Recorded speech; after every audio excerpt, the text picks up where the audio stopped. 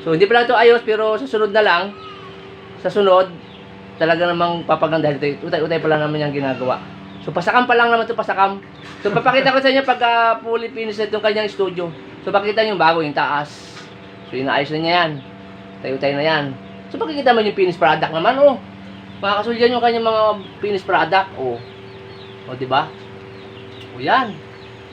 So ito yung ano niya, yung pakapakita ko lang sa inyo, yung rinting ng kanyang mga toga. So yan. Toga. Pare, ano mo ng toga? Specify mo. So, yan yung mga toga. So, yung mga toga. Pare, ano yung toga na yan? Saan yan? Pare, dito ka. Iba-iba yung school. So, yan. Yan yung... Yung jola, medalya. Yan na kompleto yan, mga pang-express. Saka mga kasuwal, yan yung mga toga niyang pinare-rental. So, lahat ng school meron siya. May UST. Basta lahat ng universities meron na siya. So, yan yung mga format niya, oh. So, tsaka yung mga bago niya sa taas, yung mga finished product niya. So, yan na. Sa likod mo ito ako pa. So, yun. At tsaka, ito pa. Pare, pang saan niya itong tuga mo to? Sa Grace, sa Catalina, Express. May ibang school yan, sa mga iglesia, yung kulay green. So, yun mga kasuwil. Ito na yung ano. Kung mapapansin yung dating Walter Mark, ay ito na yung bago niya ngayon. So, lahat ng toga nandito na. So, saan pa kayo? Punta na kayo. So, kung ito yung mga ano, Frames. yung mga rings niya, oh, tama. Frames. Yung mga frames na ginagawa niya. Kaya lang din ay buklat, puno yan. For, ano na yan, for kukunin na yan. So, yun. So, tsaka yung bagong studio na bago pa lang ito ayusin. Yung pick. So, ito yung mga bago niyang, ano, pick na ginawa niya. Ready na kunin ito ng mga nagpaano. Mga tira pa yan. Mga nagpaano na hindi nakuha. Gawa nga nagkaroon ng pandemic. Siguro wala pa pambayad yun. So makukuha din yan. Tingnan mo naman, gaganda ng finished product niya. So sa lahat nga pala ng mga bagong graduate, kung magpapaano kayo, papaplaminate kayo. Dito na kay, kay parang Jinky.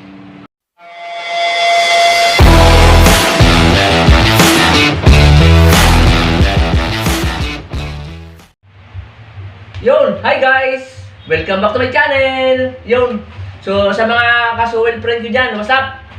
So, yun nga, isang magandang araw na naman at isang panibagong vlog ang ano natin. So, yun. So, shout out muna tayo siyempre. Shout out muna tayo kay kay Paring Muskip at kay Ma'am Susan. So, alam niyo yung dalawa na yan, pagka walang-wala ko. So, siya ang aking nilalapitan. Talagang tinutulungan ako niyan. Yun. Paring Muskip, musta na? Yun. Shout out kay kay Paring Greg Valenzuela. So, isang kaibigan natin yan. Yun.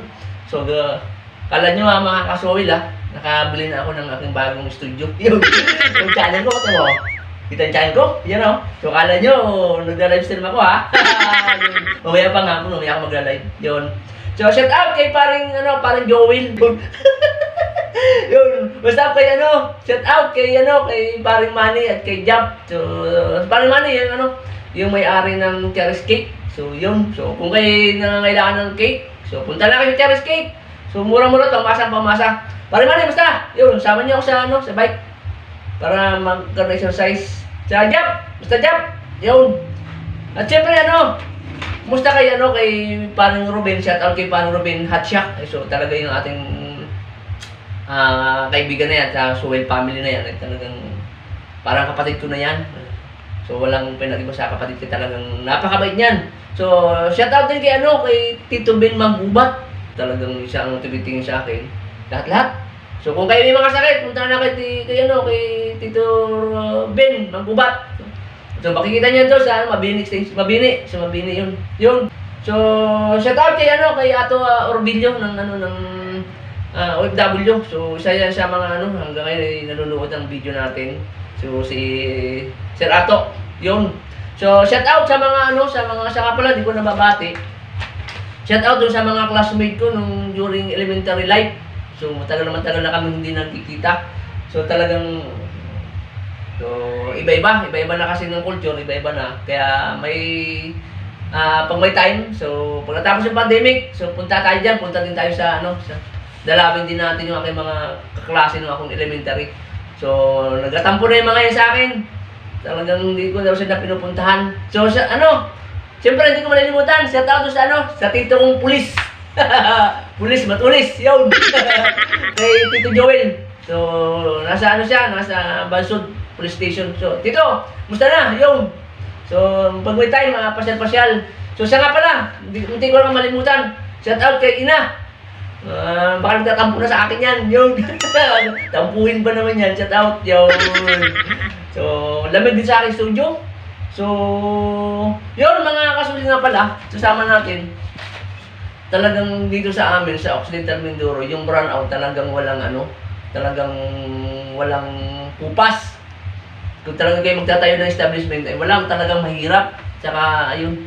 So, yun ang tsaka yung aking kaibigan na naggawa siya ng, ano ba yung gagawin ng pag-brownout? Kasi ang brownout dito, 3 oras. Hindi alam kung anong oras na bibili ng baburnout. Napakahirap yun. Si paring Chinky ay may ginawang solusyon doon sa matinding burnout. Ay talagang napakainit yung sampo ni kasama namin si G. So nagayos. So tsaka wag natin kalimutan yung studio ni paring Chinky na nandun lahat yung mga gamit na toga sa mga gagraduate. So sa lahat na nakakapanood yan, so yung available na yung tuga niya dito sa sa kanyang studio. So mamimili lang kayo kung gusto niyo masteral, high school, senior high. So meron siya, kompleto siya. Mga kasuwel, puntahan natin yung kanyang studio para makita natin yung mga bago niya. Tsaka mamaya ba-brown out na naman yan. Sige, go! Hey, mga kasuwel. So, bali, may pahabol lang namin. Dito ako kay parang Jinky uli na, na studio. So, ngayon mga kasuwil, meron siyang mga bago na dumating doon sa kanya mga pinagawa. So, galing pa ito sa pare, saan galing itong yung huli delivery? Bulacan? Yun, mga kasuwil, itong kanya mga bagong toga na pang business management. So, nagmula pa ito sa Bulacan. So, pinapadala dito. Kasi mga kasuwil, so, hindi nyo matanong, patented talaga ito para kay paring Jinky lang yung design. So, kahit gayahin man lang, hindi lang magaya. Kasi nga, patented. Yun. Saka, doon nga pala sa mga kaibigan ko, mga OFW, so, sa mga anak nilang gagraduate, so, nangangailangan ng mga toga. So, yun. So, dito lang, kay paring Jinky natin makikita yung mga togang bagong design na tamang-tama dun sa mga course na kanyang natapos. Katulad ito, bago natin, business management. So, ito, kaganda. Yun, makikita natin. So, yun. Parang Jinky. So, tingnan natin. Paano ba nagawa to? So, pare, ito nga palang ito ang ating bagong, toga natin. Para tinawalan ko, pang college siya. So, yan yung pang college na, na toga. So, ito yung for rental na, sa lahat ng mga anak na mga taga-OFW, ng mga graduate, at sample doon sa mga student ko na gagraduate ngayon. So dito na kayo kumuha ng toga kay parang Jinky. Pare, magkano nga pala rental niyan? Ngayon, ganun pa rin. Hindi ganun pa rin ako tataas. So yun pala, ganun pa rin. Pangmasang dating. So makita nyo mga kasuwil dyan. So makikita natin yung design. So tamang-tama doon sa sukat. Doon sa mga business management. So ito na. Ito na yung bagong toga na bagong release ni paring Jinky. So yan. So makikita niyo. Plain na plain yun So yan. So meron pa siya dito mga pang iba-ibang school at meron din siya dito sa pang masteral kaya lang inaayos pa. So ito yung naman na nabanggit ko sa inyo ng isang araw. So ito yung toga na pang iba't ibang school na pwede nating i-rent sa kanya. So yung yung nga pala, yung kanyang bagong shop ngayon. So nandito lang siya sa Mabini Extension, Leasing Street. So alam na yan, pag sinabi niyo ng Mabini Street, toga rental. So alam na ng mga tricycle driver yun. So madali, PM na lang niyo kami.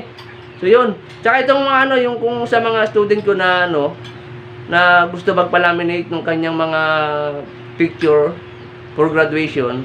So ito na. Ito na yung finished product na sample ni paring Jinky. Yan Kita mo kaganda Diba? Saan pa kayo makakita dito na. Yan ang mga finished product niya. Ayan. So katulad ito. Makikita na ito. Yan. So makikita natin. Yun, mga kasuwil, salamat sa pag-antabay. Maraming salamat sa pagsama sa vlog namin ito. So pare, ano yung final word? Ayun. Keep safe sa sa mga ating mga OFW.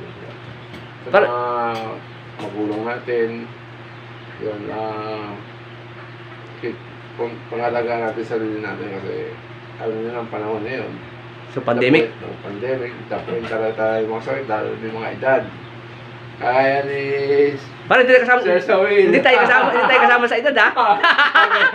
Hindi tayo kasama doon. Oo, malakas tayo, di ba tayo yung kalabaw lang tumatanda. Yun, yan si Paring Jinky talagang. Kung mapapansin natin, yung kanyang dating Walter Mark, ay wala pa rin kupas, ganun pa rin. Higit na ba, gaganda pa nga yung setup niya ngayon, no? Kasi kaya nga nagkaganito, yung pandemic nga, lahat talaga, wala, zero. So ngayon, medyo nakakabawi na siya. So, kasi naman, ang laki din ng gastos dito. So, kung inyong tatanungin, napakalaki ng puhunan. Tapos walang kita, ay makahirap naman nun.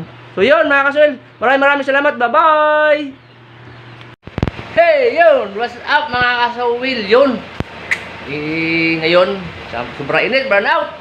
So, ngayon, nag-usap kami mga tropa na ano ba yung gawin namin sa quarantine, sobrang burnout. Ay, nakaisip kami ng paraan. Yun! So, ito yung aming ginawa. Ito, ngayon. Ito na yung finished product. Tumatakbo. So, ito na yung ginawa namin. Ito na ginawa namin para maibsan sa init. Grabe. So, kumuha kami ng source. Dito, oh. Kung makita nyo to. Ito yung source. So, yan. Ito na aming source. So, init. Yun. So, tinulungan ako ng mga kasama natin. Yun. Para maayos yung talagang grabing init.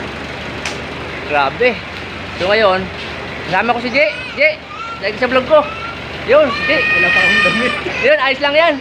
Eh, ito na yung ginawa namin ng paraan sa sobrang init. So, grabe. So, ito. So, kumuha kami ng inverter. Yung inverter na ginawa namin, makikita ninyo. So yan. So bali dito kami kumuha sa sakyan. Diyan kami kumuha sa sakyan ng source para magkakuryente. So gumamit kami ng inverter. So yan yung inverter, isang 4,000 watts, isang 500 watts. So bali ang kinaya nito, so router, electric fan, ilaw, tsaka bumbilya. So kasama ko ito aking kaibigan, Paring Jinky. So salamat ko na, pare. Yan, Paring Jinky. Uy, nakakabot ako. Oh, okay lang yun. Pwede lang hubad. Yun. So ito yung aming kaibigan, si Paring Jinky, na nagawa ng paraan para maibsan yung init na gawa ng gawa ng brownout na yan. So, pare, ano natin ginawa? Kumuha tayo. Mga motor namin, nilagyan namin yung mga inverter, tapos pinasok namin sa bahay. Kahit brownout sa gabi, kahit makakapat na oras, 5 oras. Wala kaming problema. Kwentuhan pa kami, malamig. Nag-ilaw kami, sobrang lakas ng ilaw namin. So, Kaya, talagang 1,000 lang. Isa na bibili kayo ng 1,000 hanggang 1,500. May motor kayo, may kuryente na kasi ba? yun, tsaka mga kasuwil. So, kagabi talagang sobrang haba ng brownout. So, talagang sa init ang panahon, naisipan ni Paring Jinky na bumili siya ng inverter na 4,000 watts. So, yun naman 4,000 watts, ikinabit namin sa motor para magkaroon ng source. So, kinaya yung ilaw, electric fan, at saka laptop, saka yung source ng ng router ng internet. So kasama namin si Jay, yung kanina yung nasabi ko. So yun. So talaga namang napakahirap pag ganito brownout. Yun. So ngayon titingnan ko lang yung ginawa namin mga kaso, tingnan natin ginawa. Parang Jay, magkano amount? Mga 1,500. So yung mga kasubil, yung inverter nagkakahalaga ng 1,000 mahigit yung inverter. So kung kayo may mga sasakyan, so bumili na kayo ng inverter, itap niyo yung sa battery ng under niyo yung motor, yun ang magiging source para magkakuryente kayo. So yun. So diba? So tingnan namin yung aming ginawa. So ito yung ginawa ni Parang Jinky. Try natin. Tignan natin yung ating ginawa. Ubod pa ako dyan ah. Ang hubad pa yan. Partida pa yan. Mainit, grabe. Yun. So ito yung aming ginawa na pinakang source namin. So bali kumuha kami ng isang sasakyan. Pinandar namin. So ito yung 4,000 watts. So ang dala naman ito, electric fan, TV, dalawang bahay, dalawang pinto ang dala. So yan. So isa naman sa akin, yung 500 watts. Yung 500 watts. So yan. Dalawang electric fan. Dalawang electric fan, isang router, isang ilaw, tsaka tatlong router na ginamit namin. So bali ito yung pinagkunan namin ng source na kuryente. So yan. Parang Jinky, mo yan ipaliwanag ko paano tinap. So yan ang paliwanag ni Parang Jinky ko paano tinap. Pare, doon ka. Positive, negative lang yan. So, positive, tapos negative. Galing sa battery. Kahit 2 SM o 3 SM, okay lang. Para ka nagpapandar ng generator na diesel. So yan. Hindi pa sirain. O, kita mo? Itong kasasakyan na ito ay nakatambak lang. Pinakinabangan namin. Dahil Oh. nyo, nakatambak lang yan. Oo. Pinapakinabangan namin. Wala mo yung para alam nyo na nakatambak lang. O, nakatampak lang. Yan. Wala yung sasakyan. Yan. Pinakinabangan namin.